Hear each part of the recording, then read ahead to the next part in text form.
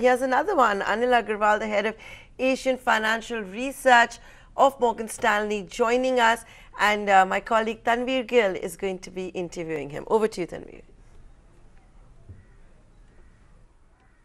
Well, thanks very much for that, Nantara. Yes, I have with me Anil Agarwal, who's the head of Asia ex-Japan Financial Services team at Morgan Stanley, and he joins us on the sidelines of the Morgan Stanley 20th Annual India Summit. Anil, it's great to have you take out the time. You've just come out with a report talking about how the digital payments model is the way forward for the financial system in India. How quick are we on adopting that model and integrating with technology to actually, scale up in the system? No, so if you look at the total digital payments, Tanveer, so 3 years back, digital payments as a percentage of GDP in India was about 2.5%. In fiscal 18, it was 7% of GDP. So you have tripled as a percentage of GDP in like 3 years. March itself annualized at about 8% of GDP. So the whole thrust of the regulator, the government, the banks on digital is actually paying off. And everything is growing, whether it's credit card transactions, whether it's debit card transactions, everything. But the thing which stands out, at least from our vantage point, is UPI. So UPI is the real-time payment system which connects banks. So if you look at UPI, it started in August 2016. The first 3 to 4 quarters, it picked up, but it was relatively slow. But last 8 months in September, it's gone up, I think, 7 or 8x. It's doubling every 2 or 3 months. And the reason is that new products have been launched. More importantly, new players have come in. So US tech companies, the local wallets have become banks, etc. So they're able to offer relatively intuitive interfaces on UPI. They're working very hard at increasing the consumer awareness. Our view is that this is here to stay. So if you look at the real comparison in terms of where else we have seen in the world this kind of digital pickup, it's in China, where the third-party payments app, whether it's Alipay or Tenpay, etc., in the last 10 years went from almost nothing to volumes of more than $1 trillion. What is the contribution number in China as a percentage of GDP? China today is 35% of GDP. Oh, wow. Just those guys, not digital payments as a whole. Digital payments as a whole is much bigger. Just the third-party payments app is 35% of GDP. It's running at about $1.5 trillion every quarter. Every quarter. Every quarter. So as consumer awareness increases, and in UPI, actually money is not residing in a wallet, it's moving from one bank to another bank. Our view is that this can actually track, at least in the initial years, that trajectory. So we are saying by 2023, this should be about 10% of GDP, which would imply $400 to $450 billion of volumes every year. That's 90% CAGR. So digital payments in India is picking up. UPI is going to be a winner. And what that does for banks and other players in the ecosystem is that it brings down the cost of providing financial services, whether it's to provide new loans, whether it's normal payments, whether it's recollecting loans. Costs come down, and that means that they can cut yields. So, and that will actually cause a big differentiation between the strong and weak banks in that ecosystem. No, but do you think that a large portion of this growth will come in by the tier 1 banks, from the tier 1 banks? That's where the contribution will be most significant? Or do you think it's going to be across the board because it'll seep down very quickly? Yeah, so the good thing about UPI is that it's not, it's bank agnostic in the sense that it has leveled the playing field for all the banks. So everybody is on the same ecosystem. But my view would be that the big banks, or even the private lenders, the guys who are not compromised right now from an asset quality perspective, where the entire bank can focus on next 5 years of growth, I think they will be going out and acquiring customers aggressively, both on the individual side and the merchant side. So this is another reason why I think state-owned banks will generally struggle to retain the market share. Just coming to that. It's going to drive private banks gaining share even more aggressively. Right. So where does the story then lie for PSU banks to, even part solve their problems? Because getting their house in order is a tough task right now. And they're losing out on competition because of digital payments integration and the kind of market share that private banks are going whole hog in garnering. Does that mean that the story is completely one of gloom and doom for state-run banks? Is it really hard for them to actually now figure out a solution? So I won't say gloom and doom. So I think they are fine as a bank, but I don't think they will grow. But large chunk of them. So a couple of them are fine from a growth perspective. The large banks, I think they will actually be competing with the private banks also. But if you look at the private banks, what has been happening to me is that on the lending side, they had been gaining market share. So if I go back till 2015, annually, private banks and NBFCs combined used to gain market share in loans at about 1% a year from state-owned banks. Okay. Last 3 years, they've gained market share at the rate of 400 basis points a year. Oh, wow. So state-owned banks now are 50% of the lending market. They used to be 62% 3 years back and 65% whatever 6 years back.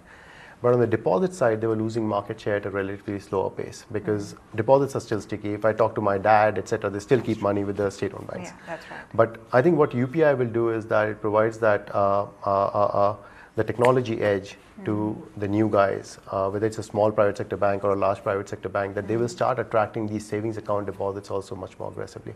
So for the state-owned banks, I think, again, growth is going to be very, very tough. I think from an asset quality perspective, it's another 4 to 5 quarters, but after that, they'll just be growing at 2-3%. In the markets, you buy growth. And if growth is not likely to be the scenario for state-run banks, and you're not just going to buy them because, well, they've got their house in order, the asset quality concerns have kind of bottomed out. That's not a good thesis for an investment. So we are not saying buy them. No, but there is a contra view in the market that, look, the pain will end one day. Maybe a couple of quarters down the line. We had the SBI chairman also indicate. So again, as I said, a couple of state-owned banks will do well. It's not all of them. So we can't talk about individual stocks. But there are a couple of banks that we like there, especially at least one. But generally for the state-owned banks, from an asset quality perspective, it's not just state-owned banks, even for the private corporate lenders. I think if you look at what's been happening is that while NPLs have been huge, it's more of a recognition problem. So in fact, if you look at the total impaired loans in India in 2014, and impaired loans is NPLs plus restructured, plus all the abbreviations that were existed. Which the RBI circular kind of cleared out very nicely. So 4 years back, 2014, I think the total bad loans in India was about 10% of total loan book. That number is now 13.5. So it has gone up, but not dramatically. And if you look at the hue and cry, it obviously feels like everybody is defaulting in India. What has happened is that within that 10%, 4 years back, only 4% was NPLs. Today, of the 13.5, 12% is NPL. So the NPL recognition has gone up.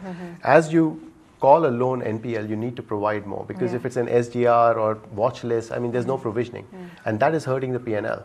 But most of the recognition, unless we have a retail asset quality cycle or unless the economy slows down dramatically, which is not our base case, our view is that in the next 2 to 3 quarters, you will see asset quality formation improves meaningfully.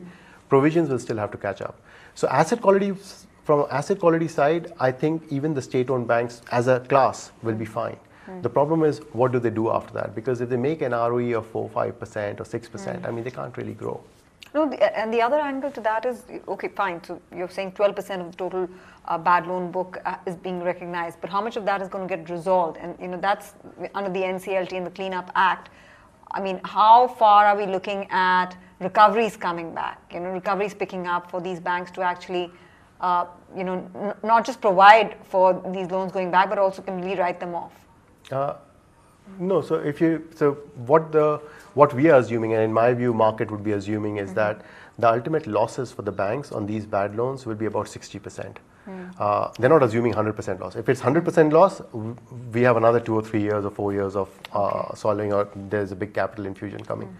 For 60%, essentially what you are assuming is that some of these loans will be repaid in, not full, but you'll have losses of only 10-20% because there will be other assets, some stranded assets where losses can be up to 100%. So NCLT is just going to enable banks to get the 60% back, 40% back. But do you think that can happen over the next 6 months? Like we'll see a fair amount of progress in the next 6 months? I think you will see some progress, at least on the NCLT 1 and 2. By the end of this year, a large chunk of this should be taken care of. But outside of NCLT, it will still take time. We were making the headlines about how the government's capital infusion for these banks has been completely wiped out with the losses and the provisions that they're going to take. Where will the additional capital for growth come from? No, but the idea of, my view was that the reason why government had to infuse capital was that banks had to make provisions. When you make provisions, you report losses. See, if they were not reporting losses, I get that. You're meeting the provisioning through your own P&L. The capital is coming in to provide that buffer. So, in fact, we had a note out yesterday reassessing the capital requirements of the state-owned banks. And what we did there was that we said, okay, let's assume that the state-owned banks, with the exception of the top 2 banks, other banks will not grow from here for the next couple of years. They will just not grow. And then how much capital do they need? So in our view, the state-owned banks in totality would need about 1.1 trillion rupees That assumes the big banks will grow at about 10% and the smaller banks, the big two banks will grow at 8 to 10 and the other banks will not grow at all. So 1.1 trillion of which the government is basically under the capitalization plan will directly give them about, I think 650 to 700 billion rupees is what they have to give. The remaining has to either come from the markets or stake sell down. I mean, is it high? Yeah, but given that all these banks are sitting on a lot of assets, I mean, they can, hopefully, they will do some stake sales. That should be fine. But if you are talking about, will that be adequate for them to start growing? No. Because the moment I start building in growth in the models, if risk-weighted assets start growing, I mean, the capital needs go up quite meaningfully. So from a survival or just functioning perspective, they're fine. Their 1.1 trillion is, I mean, it's like $15 billion. That's not much. But growth capital is not there. This is not growth capital. So where will the push to private capex come from? Because PSU banks were largely the sponsors of corporate loans, aside of the big corporate lenders, right? Who we know are going through a fair amount of leadership transition, not taking names, but I mean, I can take names if you can't. ICICI Bank and Axis Bank. And if you're looking at a rising interest rate scenario, plus we're looking at banks not having adequate capital, I'm talking about the state-run banks, how do you see that meaningful push coming into a private capex? I think that a large chunk of that has to go to the bond markets. Because if you think about the banks, what the investors have been paying for, are paying higher multiples on is retail, whether it's bank, whether it's NBFCs. So barring one or two banks, I mean, even there, I don't know, they will not be willing to say, okay, let's grow loan book and capex very aggressively, because investors don't really like it because it's long-tailed projects, etc., that you're financing. So the big growth from a loan book perspective for the private guys would still come from things like consumer, whether it's mortgage or non-mortgage, and SME. And NBFCs? NBFCs also, I mean, their asset liability, their liability side doesn't allow them to lend to capex because they have short-dated, they're wholesale funded. They don't have long-dated, large chunks of long-dated liability pools. So they will also be focused on same retail, SME side. For capex, I would assume a large chunk has to go to the bond markets. And even if you look at RBI, RBI has this whole guideline on large corporates, and the definition is what is the total amount of borrowing that they have. They're basically saying large corporate borrowers have to go to the bond markets for incremental funding. So I think a large chunk of that has to be funded by bonds. That was Anil Agarwal, by far one of the best financial analysts rewarded on the street, and that's was an exclusive interaction from the sidelines of the Morgan Stanley conference, saying that private banks will still do well.